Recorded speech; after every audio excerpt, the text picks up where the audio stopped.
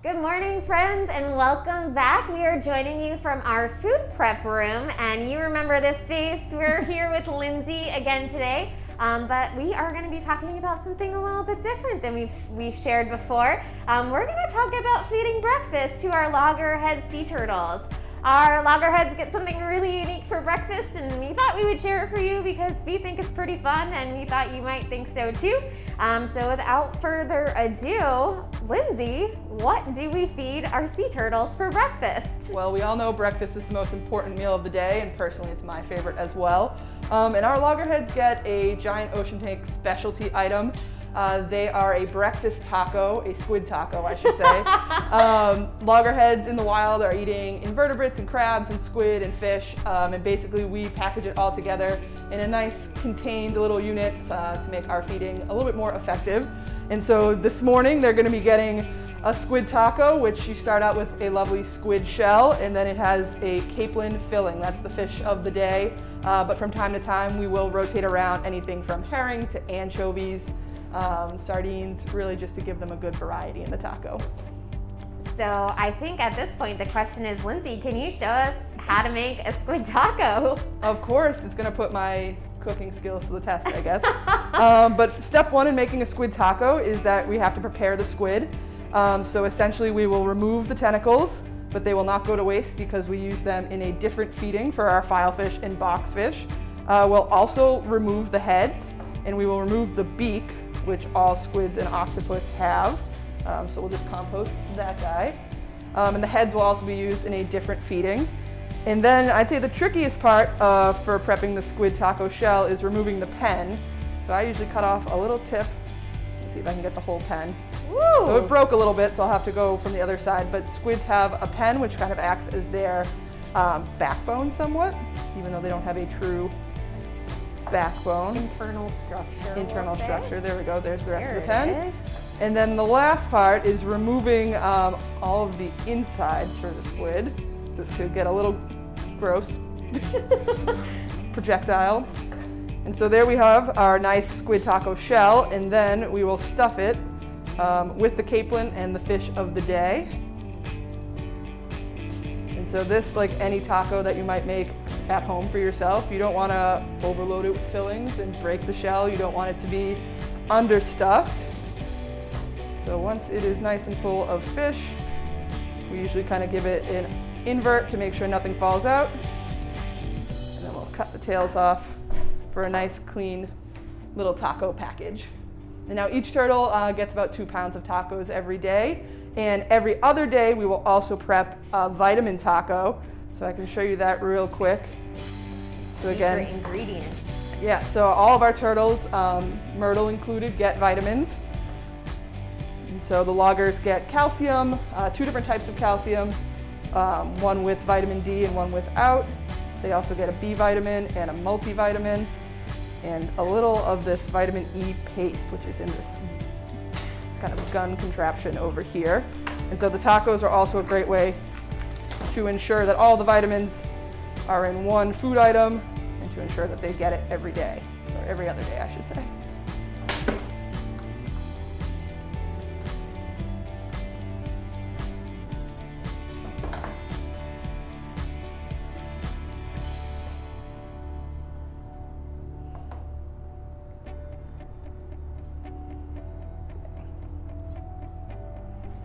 And there we have it, a nice vitamin taco. Amazing. So now that you've seen them constructed, I think the logical next step is, how do our sea turtles know where to go to get their breakfast? Because I've heard it's a pretty specific place in the tank that we feed them every day. Yes, that's true. So every morning at our first dive, which is at 10 o'clock, the divers will get into the water, and our turtles, much like a lot of our other animals, are target trained. But their target is a little different. It's not an item like an orange ball or a striped slate like we use for the sharks and the barracudas. Theirs is an auditory target, so it's something they have to hear, and then from where they are in the water, they can slowly hone in on where that noise is coming from and arrive to their spot to eat, which we refer to as Turtle Alley. It's a nice sandy spot right in the bottom of the tank, and a great spot that guests can check out them eating their breakfast too if you find yourself down there at the right time. So Lindsay, can we check out that target? What do you think? Yeah, absolutely. Let's do head out to it. the platform. So yeah, if you want to head out with me, we'll head out to our dive platform, and we'll chat a little bit more about the loggerheads, and then I'll leave you guys to suit up and get ready to serve them their breakfast.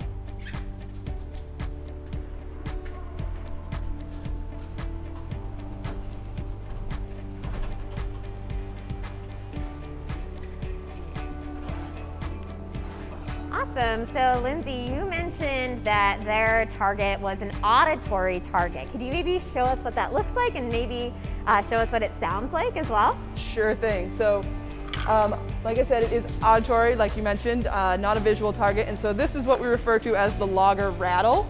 And I'm going to give it a little shake. It does get kind of loud out here, but so inside it's filled with kind of like nuts and bolts and different things, and we've glued these caps on so none of them would spill out. But essentially, when you're about to feed the loggerheads, you'll get in the water with their food bags, head right down here off the platform, down to the very bottom, and shake this rattle, and they can hear it and figure out where it's coming from and show up for breakfast. So Lindsay, you've shown us a number of targets at this point, but I don't think we have seen any other auditory targets. Could you maybe explain to our viewers why this one is different? Yeah, so both of our loggerheads actually came to us through our rescue rehab program several years ago now. So they've been here with us for quite some time. And even though just about 98% of all the turtles that go through that program are released, both Carolina and Retread were deemed non-releasable. Retread actually suffered a lot of frostbite to her eyes, so we're pretty confident that she is mostly blind, if not 100% blind. So a visual target for her definitely would not work out very well. Makes perfect sense. Yep, and so Carolina as well was not able to forage on her own. She doesn't have any vision problems, but couldn't find food for herself, and so that also made her non-releasable. And so using this auditory target gives both of the loggers to excel in this target training aspect and get their food properly. Awesome. So that is a really great glimpse into our sea turtle rehab and rescue program. You can find lots of information on our blogs and even some old Facebook Live videos that we created for you if you want to learn a little bit more about that program. But right now, Carolina and Retread are excellent ambassadors for that program and a great opportunity to share that with our visitors. So I think at this point, Lindsay, these ladies are probably ready for some breakfast. I think I'm even seeing Carolina come up behind you there. So what do you think? Should we get the loggers some food? Yeah, I should probably get in the water and feed them their breakfast. I know how I am without my morning coffee and, English muffins, so Perfect. Don't want some angry loggerheads. We'll let you do it.